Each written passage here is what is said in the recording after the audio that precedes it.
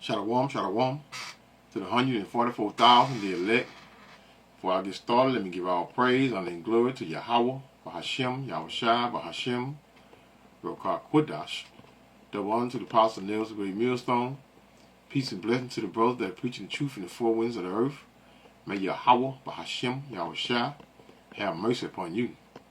Alright, y'all, I'm on CBS 19, I guess it's Alaska, because this is where Putin and President Trump met in Alaska. And it said, watch live, President Trump, Russia, President Putin hold joint news conference in Alaska 2 hours ago, right? So, this is one of these videos, and I think a perfect scripture to lead off with would be 1 Thessalonians 5 and verse 3. Might start on verse 2, which goes into what? Peace and safety. See in the background, pursuing peace. Let's see what's about to take place here. Let's hit Putin. There is tremendous cultural heritage back from the Russian America.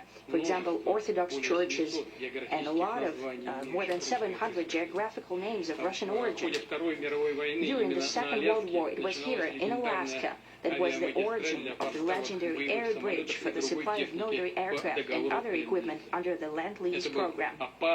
It was a dangerous and treacherous route over the vast emptiness of ice. However, the pilots of both countries did everything to bring closer the victory. They risked their lives and they gave it all for the common victory. I was just in the city of Magadan in Russia, and there is a memorial there dedicated to the Russian and the U.S. pilots. And there are two flags, the U.S. flag. He said Russian and U.S. pilots. It's a memorial over there in Russia. World War II. Huh? That's the second woe. Third woe coming what? Quickly. And the Russian flag. And I know that here as well there is such a memorial. There is a military burial place several kilometers away from here. The Soviet pilots that buried there who died during that dangerous mission. We're thankful to the citizens and the government of the U.S. for carefully taking care of their memory. I think that's very worthy and noble. We'll always remember other historical examples when our countries defeated common enemies together in the spirit of battle camaraderie and allyship that supported each other, facilitated each other. I'm sure that this heritage will help us rebuild and foster mutually beneficial and equal ties at this new stage, even during the hardest conditions. It is known that there have been no summits between Russia and the U.S. for 4 years, and that's a long time. This time was very hard for bilateral relations, and let's be frank, they've fallen to the lowest point since the Cold War. I think that's... Sound like Putin got war in his mind. Putin got war in his mind, y'all. Not benefiting our countries and the world as a whole.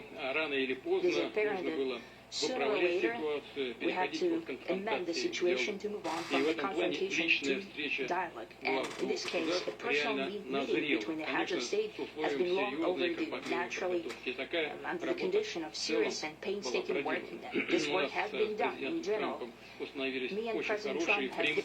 I guess most of you all think this is, it's boring right here, right? This is why Trump was able to rock y'all to sleep, and this is why in the days to come, you're gonna be most of you all are gonna be rocked to sleep because you're not paying attention to what's going on. Most of you all are worried about the next party, the next gathering, right? The next woman you're gonna lay down with, the next man you're gonna lay down with, or the next man you're gonna trick out of his package, or the next, or whatever, right? This is why most of you Israelites, which is you 2/3, you're not going to see it. Very good direct contact. We've spoken multiple times. We spoke frankly on the phone. And special envoy of the president, Mr. Witkoff, traveled out to Russia several times.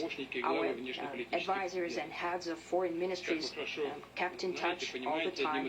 And you know fully well that one of the central issues was the situation around Ukraine. We see the strive of the administration and President Trump.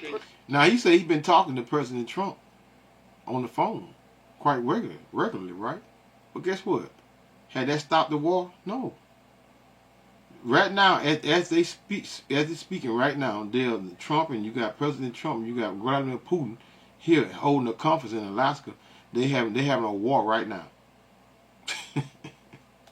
Personally, to help facilitate the resolution of the Ukrainian conflict, and his strive to get to the crux of the matter, to understand his history, is precious. As I've said, the situation in Ukraine has to do with fundamental threats to our security. Moreover, we've always considered the Ukrainian nation, and I've said it multiple times, a brotherly nation, however strange it may sound in these conditions. We have the same roots, and everything that's happening is a tragedy for us, a terrible wound. Therefore, the country is sincerely interested in putting an end to it. At the same time, we're convinced that in order to make the settlement lasting and long-term, we need to eliminate all the primary roots, the primary causes of... Let me go up a little bit here. I think Trump will come in the next couple more minutes, but let Putin, let him speak a little more.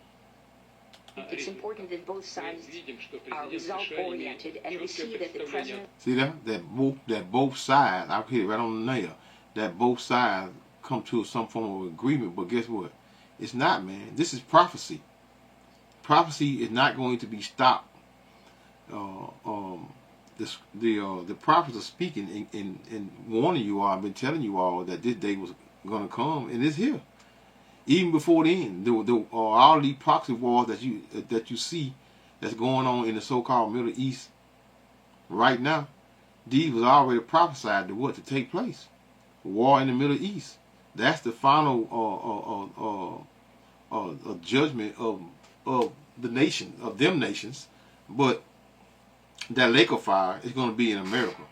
America is that lake of fire. The U.S. has a very clear idea of what he would like to achieve. He sincerely cares about the prosperity of his nation. Still, he understands that Russia has its own national interests. I expect that today's agreements will be the starting point, not only for the solution of the Ukrainian issue, but also will help us bring back business-like and pragmatic relations between Russia and the U.S. And in the end, I would like to add one more thing. I'd like to remind you that in 2022, during the last contact with the previous administration, I tried to convince my previous American colleague. 2022, talking about Biden, them, right? The situation should not be brought to the point of no return when it would come to hostilities, and I said it quite directly back then that it's a big mistake. Today, when President Trump is saying that if he was the president back then, there will be no war, and I'm quite sure that it would indeed be so. I can confirm that. I think that overall, me and President Trump have built a very good, business-like, and trustworthy contact. Business. What's the first order of business? New World Order. Huh? We're gonna get to the war, but we gotta get this MOTB. Business first now. Business. Right? And I have every reason to believe that New World Order MOTB. For those of you all know. Moving down this path, we can come, and the sooner the better, to the end of the conflict in Ukraine. Thank you. Thank you. Well, thank you very much, Mr. President. That was very profound, and I will say that I believe we had a very productive meeting. There were many, many points that we agreed on. Most of them, I would say, a couple of big ones that we haven't quite gotten there, but we've made some headway. So there's no deal until there's a deal. I will call up. No deal until there's a deal. What does that mean, y'all? Why you got that damn sign in the back to my pursuing peace? NATO in a little while. I will call up the various people that I think are appropriate, and I'll of course call up President Zelensky and tell him about today's meeting. It's ultimately up. Now the next 2 days, Putin could be talking about Trump. Talking about Putin. He's a stupid man. He's dumb. He's hard-headed. He this, he that. He this, he that. You know, stay tuned, y'all, because we are not in the time of what a prophecy, taking a seat, a back seat. Prophecy is going to keep winding forth, because why? Because the prophets say so. And who do the prophets speak for? They speak for the Lord Yahweh Hashem Yahweh Shai, y'all. Not Jesus, because Jesus is what is the white man's God, the same one that's coming down upon your head as we speak. To them, they're going to have to agree with what Marco and Steve and some of the great people from the Trump administration who've come here, Scott and John Ratcliffe, thank you very much. But we have some of our really great leaders. They've been doing a phenomenal job. We also have some tremendous Russian business representatives here, and I think, you know, everybody wants to deal with us. We've become the hottest country anywhere in the world that are very... He talking about business. I thought he was going to talk about topping the war. The whole purpose of him coming over here is supposed to be concerning the war. Why they talking about business? Business. Y'all finna get that MOTV, man. I can't wait. I hope they start issuing it tomorrow. Business. How's this place the greatest country? And how's this place? This place ain't the greatest nothing. All these people over here suffering and catching hell and whining on the internet. These people, and a lot of these Edomites, they done left. A lot of Edomites done got the hell out of here, man. Y'all ain't paying attention, man.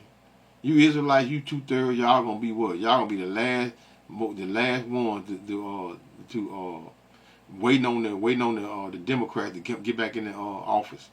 When Trump appears to be the last president that's gonna for them last. Y'all looking for the next 4 years of Democrat, man. Dumb. Madness. While everything around you is crumbling. For a short period of time, and we look forward to that. We look forward to dealing. We're going to try and get this over with. We really made some great progress today. I've always had a fantastic relationship with President Putin, with Vladimir.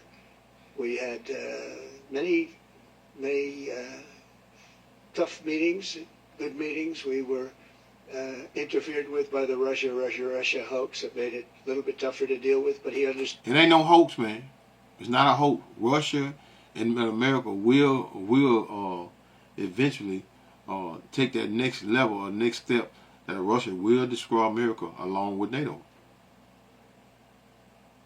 It will happen. DJ Trump is definitely that cruel Lord, man. That's good to speak about. What that is, Revelation. I mean, not Revelation, but Isaiah 19. And the Egyptian all will give over into the hands of a cruel Lord. Who? You think Trump ain't cruel? Look at what he's doing to the people, man. Huh? And you Northern Kingdom catching hell. Now guess what? Now he's at you Southern Kingdom, start with Judah. Let's see what you tough niggas gonna do when they come in your neighborhood next. Understood it. I think he's probably seen things like that during the course of his career. He's seen it all. But we had to put up with the Russia hoax. He knew it was a hoax, and I knew it was a hoax. But what was done was very criminal. But it made it harder for us to deal as a country in terms of the business and all of the things that we'd like to have dealt with. But we'll have a good chance when this is over. So just to put it very quickly, I'm going to start making a few phone calls and tell them what happened. But we had an extremely productive meeting, and many points were agreed to. There are just a very few that are left. Some are not that significant. One is probably the most significant, but we have a very good chance of getting there. We didn't get there, but we have a very good chance of getting there. We didn't get there. We have a very good chance of getting there. Meaning what? Stopping that war. It's not going to stop. It's not going to stop, because a lot of American allies, NATO, they don't give. They're not with Trump. They're not with Trump, man. There, I would like to thank President Putin and his entire team, who I know in many cases, other than that, who's whose faces I get to see all the time in the newspapers. You're almost as famous as the boss, but especially this one right over here. But we had some good meetings over the years, right? Good productive meetings over the years, and we hope to have that in the future. But let's do the most productive one right now. We're going to stop really 5, 6, 7,000, thousands of people a week from being killed, and President Putin wants to see that as much as I do. So, again, Mr. President, Putin don't give a damn. Putin winning the war. Don't let Trump go smoke up your ass, man. Putin winning that war, man. Right? They losing. And the Ukrainians are not the only one fighting that war, man. I'd like to thank you very much, and we'll speak to you very soon and probably see you again very soon. Thank you very much, Vladimir. Next time in Moscow. Oh, that's an interesting one. I don't know. Ah, you heard what he say? Oh, that's an interesting one. Trump ain't going nowhere. These devils they one thing about them, they always thinking somebody gonna stab them in the back when every time you turn around, they the one stabbing people in the back.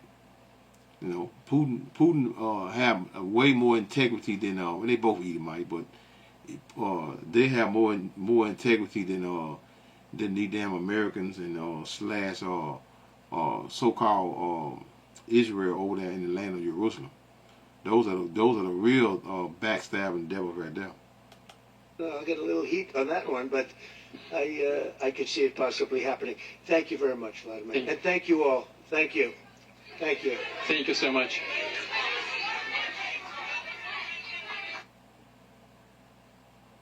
Okay, y'all. Let's see what the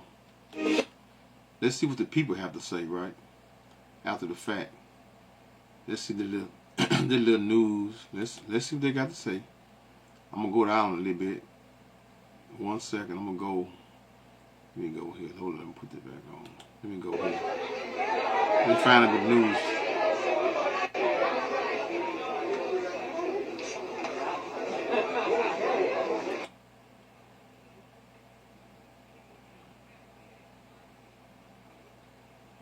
He is serious about achieving peace in Ukraine. Margaret, as you said, if this is all that happens, if this statement is it, there aren't going to be further meetings, there aren't going to be further briefings, etc. It was a whole lot of to do about nothing. But we had heard from the president he'd know in the first 2 minutes, John, whether a deal was possible. They talked for two and a half hours or more. And yes. I don't know the answer to this. Right. We certainly didn't get the answer to that from what we just saw. You can imagine a range of possibilities. One is, as the president said, no, there isn't a deal until there's a deal, which is to say nothing is decided until everything's decided, to use another political phrase. I mean, he can't bully Putin. He can't bully Putin. He can't bully Putin. There's no deal until there's a deal. So the war is going to continue. The prophecy is going to still do what? It's going to move on. It's going to keep moving forward, should I say? They're going to keep moving forward. It's not going to stop, y'all. And just when you all think that it's over, it's peace and safety, and then that's when you listen, man. They're going to continue to slow grind you Negroes over here, and now they're starting on you, you so-called black people. Now they starting on your asses now. It's starting on you, so you can get ready. You're 2/3. You can get ready. So it could be thorny issues to go, but they made progress. One thing that hasn't yet happened is Vladimir Putin got the extremely warm welcome, and he got the very cordial treatment by the president, as Margaret outlined, in this experience that took place in front of the press. We don't dare call it a press conference. What didn't yet happen, I don't think, is President Trump did not repeat some of the talking points that Vladimir Putin has offered about who started the war, that kind of thing. And that was, in terms of the fears, Ambassador Sullivan, that the Europeans would have had. First of all, what's your interpretation of how they read this? But also, they were worried that he would come out with an agreement, President Trump would agree to something that really put Ukraine in a bad position. That has not yet happened. Sure, so the downside, the major downside has been avoided. But if we take President Trump at his word that he would know in the first few minutes whether President Putin was serious about peace. The fact that they met for 2.5, maybe 3 hours, and now have this press conference, is that an indication that President Trump believes that Vladimir Putin is seriously interested in peace in Ukraine? I've seen no evidence to support that proposition. Just like having a court, just like having someone going to court, right? The worst thing for a defendant is when the jury goes in and they be in the back for a long time. That don't look. That's not a good thing. 2 hours wasn't there. Now if they go and then they come right back, that's a possibility that, well, you know, it's a great possibility that it may go in the defendant's on his behalf, right? For those of you all that know a little something. But that's the deal. So they've been talking for too long, and then in the process they talk for 2 hours. They say 2 hours now. Could have been longer. Could have been a little less. They say 2 hours. So they out now. They got a conference and they still ain't heard nothing. It may be the president's intuition, but there's no evidence to support that. In fact, all the evidence is to the contrary. And we want to bring back into the conversation CBS News national security contributor Samantha Vinograd. Sam, President Trump has been speaking quite a lot about what he wanted out of this meeting today. He said there would be big consequences if Vladimir Putin didn't do what he wanted. And we know that was ceasefire. So we heard nothing about consequences for failing to achieve either. It's hard to know if this was a way of avoiding saying, I can't get a deal here, or is something else. Is there a strategy that you can discern from this? I can't quite discern a strategy. Ending a war certainly does take time, which is something that President Trump did not seem to recognize on the campaign trail over the last few months when he said he could end this war quickly. And I agree wholeheartedly with Ambassador Sullivan that this was a nothing burger when it comes to a ceasefire arrangement for Ukraine, but it wasn't a nothing burger when it comes to Vladimir Putin's objectives more broadly. Vladimir Putin got the red carpet welcome in Alaska, and as you just articulated, Margaret, no new sanctions have been announced on Russia. We heard nothing about additional secondary tariffs, for example, on China, the largest customer of Russian oil. And so Vladimir Putin has successfully continued the stalling game that he's been playing for months, in which President Trump threatens to punish Putin even more strongly than the current architecture, and then Putin moves the goalposts yet again. So that's a big takeaway for me from this summit. Vladimir Putin walks away having met some of his objectives while the fighting continues on in Ukraine and this war of attrition. That's right. The fighting continues in Ukraine while they standing there talking and talking about some pursuing peace. Which Putin is very willing to continue fighting, is ongoing. We heard nothing about any kind of stall in fighting whatsoever. So I do think Vladimir Putin is walking away from this summit feeling like he scored some major wins. Well, one of the things Vladimir Putin said in his remarks that were translated was, I hope the Europeans won't torpedo our nascent progress. And he talked about Russia as if it were the victim here, as if it didn't launch that full-scale invasion in 2022, and as there they go, y'all. There they go. I know it won't be long. CBS, I know it won't be long. I know they're gonna push it in their lap like everything is because of him. Pursue peace means accurately striving to create and maintain peaceful situation, both internally and externally. It involves making conscious choices to avoid conflict. I don't see that. Seek resolution and foster understanding. It's not just about the absence of war or conflict, but also about actively working towards a state of harmony and well-being. That's not America. These Americans don't have they just don't. They don't deal. They don't deal. With what's the word I'm looking for? They don't deal righteously. They don't know what that is, And Putin is very aware of that, and Putin is not going to be like those Arabs over there in the so-called Middle East, where they turn around and say, okay, well we're gonna stop the war, and then Ukraine turn around when Russia put their guard down, then turn around and bomb them. You know how many times we've seen that with over there in the and what we just seen with Iran and Israel. No small hat. We just seen it. This is what they do. They get you to let your guard down. Then that's when they attack you. Wicked, man. If it didn't start the invasion back in 2014, as to your point there, Sam, as you're talking about shaping narrative and. Okay, yeah, I'm gone. I'm doing with it. Let's get to the precepts. So pursuing peace, y'all. That's the overall objective that they say that they're doing, right? But all they doing is rocking y'all to sleep. So let's go to 1 Thessalonians 5 and verse 2. For yourselves know perfectly that the day of the Lord so cometh as a thief in the night. For when they shall say peace and safety, then sudden destruction cometh upon them as travail upon a woman with child, and they shall not escape.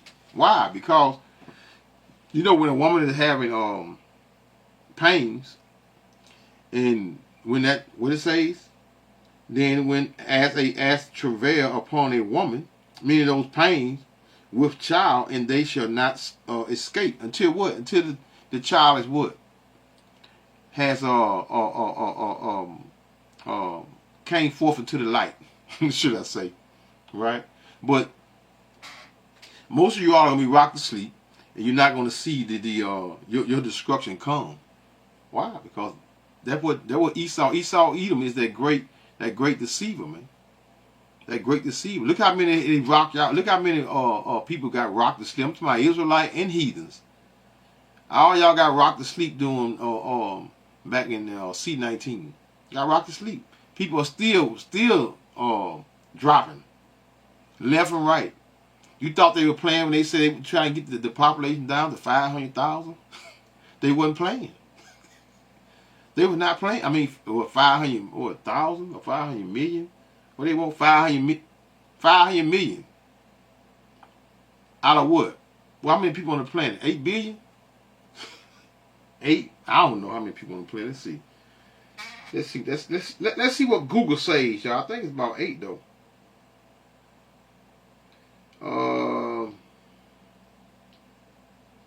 Let's see something. How many people on the planet?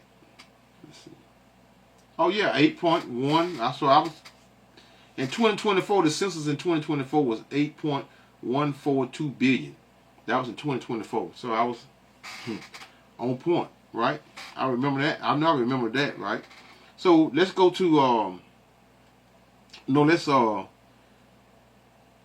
let's go to Matthew right quick, and I'm gonna come back over here to 1 Thessalonians. Matthew's, because I want to make a point where I say that he's gonna rock y'all to sleep, rock all of you. We get 2/3 to sleep, and in the process of the 2/3, some of you listen, man. Esau Edom. They most of these white people, they know what's coming. They know what's about to take place. Because why? Because y'all not seeing the overall effects. Esau Edom, the so-called white people, they have lost farms, man. And you know these devils don't sell on farms. They're not gonna sell on farm, no land, man. That's just not something Esau Edom, the so-called white man, do. They have lost their farms. Probably got that money and gone over in another country. Yeah, but it ain't gonna last. Because the dollar ain't gonna be no good in a minute anyway. Matthew 24 and verse 37. Right? These are the days of Noah, right? These are the days of Noah. It say Noah, which is Noah. But as, verse 37, Matthew 24:37, but as the days of Noah, meaning Noah, was so what? Shall also the coming of the Son of Man be. Meaning what? Back in those days, what was Noah and his family, the 8 people, that in that day, in those days, should I say, was a gathering of what? Of the elect. So we're back in even closer to the kingdom of heaven, and what the Heavenly Father doing? He's gathering his elect, which is starting with what? 144,000 of men, then women and children. Verse 38, for as in the days that were what? Before the flood, they were eating and drinking, marrying and giving in marriage until the day that Noah entered into the ark. Again, can't say it enough. During that time, that was the elect of that time. Drowned the whole world except for 8 people, y'all. So we're back. We're back in those times. And those times of what? Of being what? Being who's and seeing who's going to be saved. Who's going to be saved? Verse 39. And knew not until the flood came. What's going to happen during this time? This time is going to be by fire, and took them all away. So shall also the coming of the Son of Man be. There's no escaping there's no escaping it. That fire. Let's go back over here. I'm gonna come back over here for a minute, but let's go back over here real quick and hit put this up in there. Hold this. Which is 1 Thessalonians. Where I stopped at. Let me just go back on verse 3. For when they shall say peace and safety, and which is what they're doing, rocking you to sleep, then suddenly destruction cometh upon them as travail upon a woman with child. Let this play right quick. Wait, I'm gonna cut it off though. I'm gonna cut the thing off. Just let it play. Right? As coming with child, and they shall not escape. So you're not going to escape the destruction that's about to come to America. No one is going to escape out of America, but the 1/3 of the children of Israel, the elect. But ye, brethren, are not in darkness, that day should what? Overtake you as a thief. Why? Because for the most part, the brothers that are aware, which is the prophet, start with the prophets, the ones that are preaching and giving the true understanding concerning, not all Israel, not all Israelites, should I say, because a lot of them are not teaching, well, most of them are not teaching and telling you and giving you the last warning of the last warning, which means what? The MOTB. They are not warning. All they doing is trying to gather. It appears that they're only trying to gather black people together. That's not going to save you in these times, man. What's going to save you? The only way you're going to be saved is Yahweh Hashem Yahweh Shai going to have to save you, which is that great escape that no one is aware of, which is what? Which is being taken up. That's the only escape out of what's about to come. That's it. But ye, brethren, are not in darkness, that day should overtake you as a thief. It's not going to happen to the elect, because they are very aware. They are very aware of the outcome of what's about of the outcome. Right? Let's flip back over here, right quick, to Matthew 24 and verse 39 again. And knew not until the flood came and took them all away. So shall also the coming of the Son of Man, who y'all ignorantly call Jesus, man. That's the end of the end. That's over with. It's over with from that point. Let's drop down to verse 42. Watch therefore, for ye know not what hour your Lord doeth cometh. Verse 44. Therefore be ye also ready, for in such an hour as ye think not the Son of Man what cometh. So are most of us going to be aware of what the magnitude of what's about to come? No. You are going to stay in them stumbling block, man. You know, a lot of y'all gonna still be running up in them churches. Oh yeah, I just there's a church over here, where one particular church that holds 8,000 members, and hey man, they've been leaving, man. 8,000 members had a church. Now they set in the church, a church that was holding right up to about 10,000 people, right? But they had 8,000 members, and now they say that now that they closing the church, that the church only got 600 members. I think it's less than that. That's a big church, y'all. They closing. They selling the church. Selling the church. Where I want to go? Real quick, let's go to Luke. No, I don't want Luke. I don't want Luke yet. I'm gonna say that right. Let's go to James right quick. Let's go to James. Let's see what I'm here in James. James. I'm gonna go to James 4 and verse. This is a little quick hitter right here. 4 and verse 4 and 14. Right? Whereas ye know not what shall be on the morrow, for what is your what? Your life. That's a question. What is your life? Do most of you all thinking that what? You saved. Highly favored. Which is madness, man.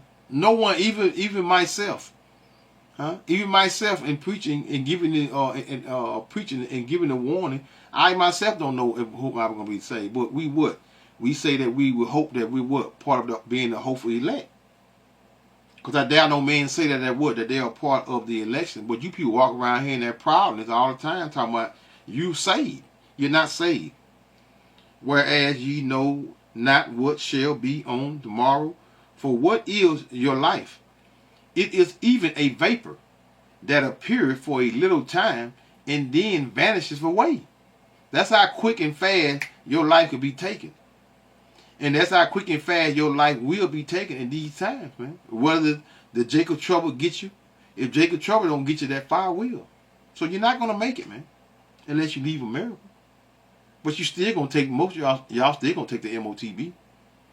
And that gonna what is the scripture? What that is? 16. Revelation 16. I think it's 16. 16 and 1. The grievous sores. From what? From putting it in your under your skin. It is even a vapor that will appear for a little time and then vanish away. For that ye ought to say, if the Lord will. That's why we say all the time, Lord willing, man. You know. That I'll be able to get up tomorrow. Lord willing, man, I'll be able to pay my bill next month. Lord willing, man. Lord willing, Lord willing. If you're not putting the Lord first in your everyday walk, then you are lost. And you're not gonna come back. You're not gonna come back because why? Because most of you are still running around here calling on Jesus, man. So you're gonna remain lost calling on what? Your oppressor's God. For that ye ought to say, if what the Lord will, we shall live and do this or that. But now ye rejoice in your boasting. I'm saved, highly favored, all of that wickedness and crap. But now ye rejoice in what your boasting. All such rejoicing is what? It's evil. Evil. Talking about you saved. Talking about your mama is this, your dad is this, and everybody think they own screw. Y'all get a drink of water here. Most of us always thinking that our people is the most important people on the planet, man. Madness, man.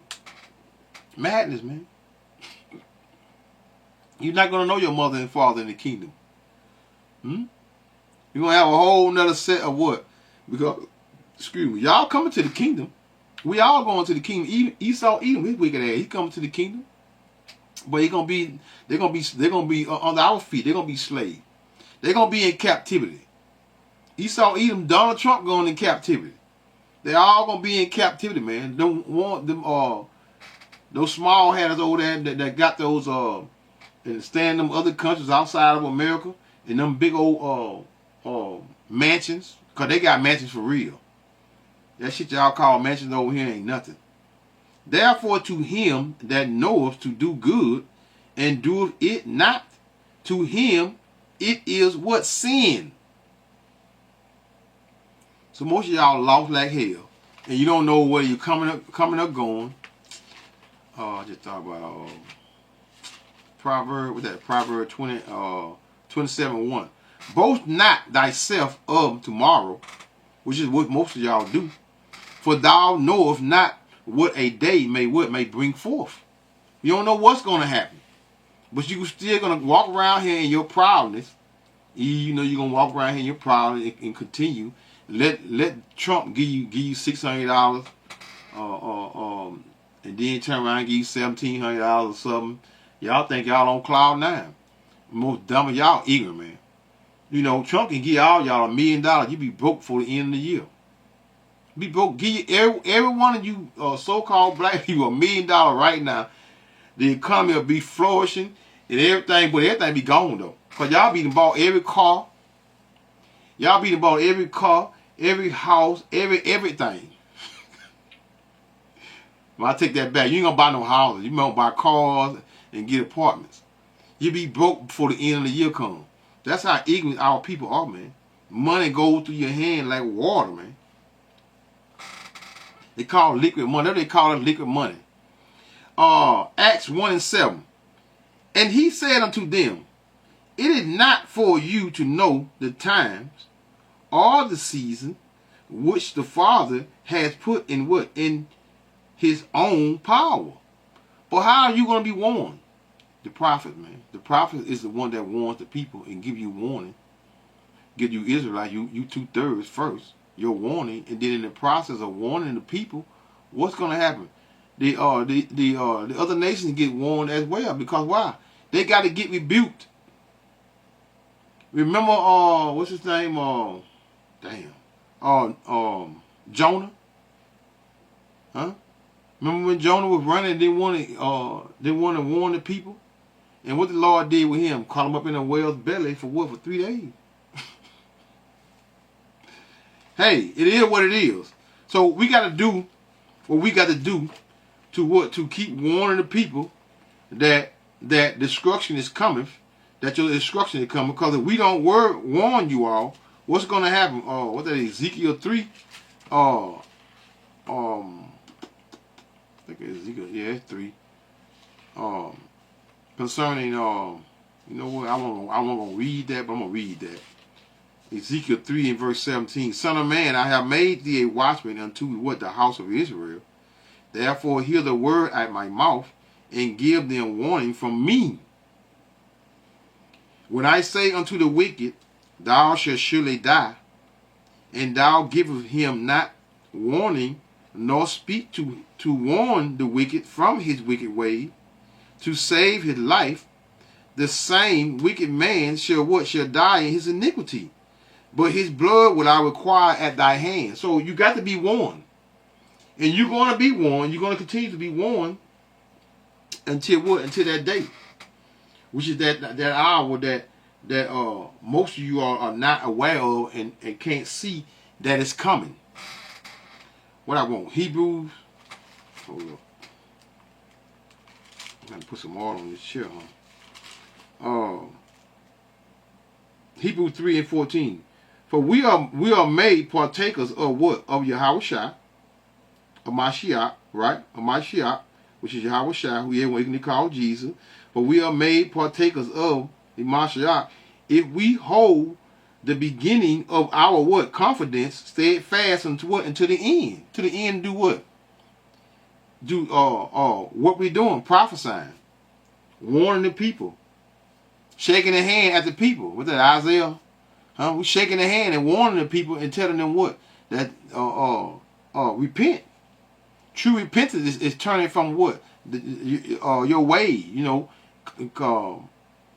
making that old man a new man, right? Which is, again, turning from your wickedness. Let's get, because I said peace and safety. And I'm going to show you what's about to take place, because You're going to be rocked to sleep, and in the process of you being rocked to sleep, Jacob trouble going to ease up on you. Where Jacob trouble ain't easing up on you. It's already in Jacob trouble already taking place in your neighborhoods, right? Jacob trouble meaning what? You catching hell, huh? And this just the beginnings of those troubles. This is just the beginning. Joel 3 and verse 2. This is concerning this pursuing peace. There's not going to be any peace because the scriptures say what? I will also gather all nations and will bring them down into the valley of Jehoshaphat. Into the valley of Jehoshaphat. And will, which is what? Which is World War III. Right? Hold up. And I just looked up. I ain't even see it. There you go.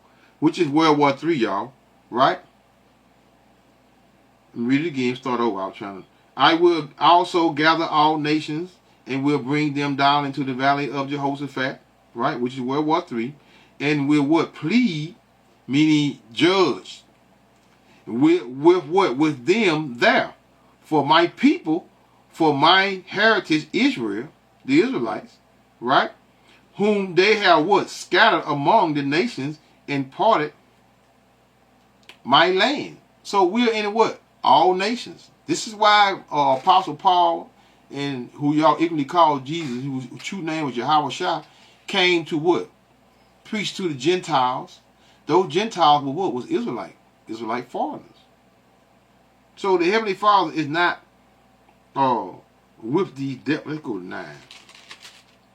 Joel 3 and 9. Sorry, 3 and 9.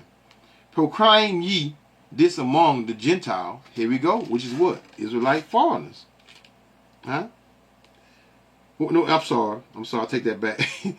But you slip in the tongue, but not in the heart. Proclaim ye among the Gentiles, those Gentiles of the other nations. Prepare war. Wake up the mighty men. Let all the men of war draw near. Let them come up. So this is not going to be stopped. Prophecy will go forth, and it will take place just as the scriptures say that it will. Right? Beat your plowshares into what? Into swords, and your pruning hooks into spears. Let the weak say, I am strong. Is not these nations saying or doing just that? Look at all of the proxy wars. Look at all of the wars, the wars and rumors of war. It's not just wars and rumors of wars anymore. Look at all the storms and the catastrophe. They say what is one what it is a tornado, a hurricane in the Gulf as we speak. Assemble yourself. You know, Esau Edom. Whether it's Esau Edom or the law itself, it's going to happen, y'all. So these things are going to take place by what? By the Heavenly Father, Yahweh Hashem Yahweh Shah, because they were spoke of first by his prophets. Even the prophets of old. Now the prophets of old is back. We're doing what? Prophesying the same word that what they once written with their hands. Assemble yourselves and come, all ye heathens, and gather yourselves together round about. Thither cause what? Thy mighty ones, the angels, because the angels are the ones that are what? That are doing all the ramping up of spirits, turning nations against nations, NATO against America. You know, Trump is doing a fabulous job in office. Thy mighty ones to come down, O Lord, Yahweh. Let the heathen be what? Wakened, and come up to the valley of Jehoshaphat. This is the root word of your what is which is the valley of decision. Let me just say that. Right? For there will, I can't think right now. I'm trying to get this over with so I can this thing for run out of battery.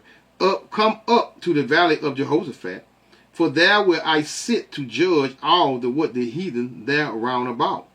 Put ye in what? In the sickle, that is Revelation 14 and 14 through 20. For what? For the harvest is ripe. What harvest? His elect is what? Is sealed. come get you down for what? For the press is full, the facts overflow, for what their wickedness is great. So you hear it, right? This is, hold up, multitude, number 14, which is Joel 3 and 14. Multitudes in the valley of decision, for the day of the Lord Yahweh is near in the valley of decision. There it is.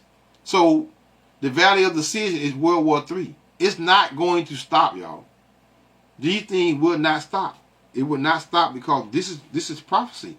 And prophecy, the prophets have already spoke concerning the valley of decision, which is what? The valley of, which is, what that is, Revelation 16. Hold on real quick. I'm going to close this out. It's blanking on me. Revelation 16 and verse 16. And he gathered them together into a place called in the Hebrew tongue Armageddon, which is the war of troops, man. So, for those of you all thinking and having that thought of the Democrats gonna come back in the next 4 years and things are gonna go back to where the way it was, you all are being rocked to sleep, just like they have been rocking you to sleep for the past, since we've been over here. Since they've been allowing us to vote with the 60 years, with the 60s? The 60s. That's when it was showing up, kicking up. The 60s, with the 50s and the 60s.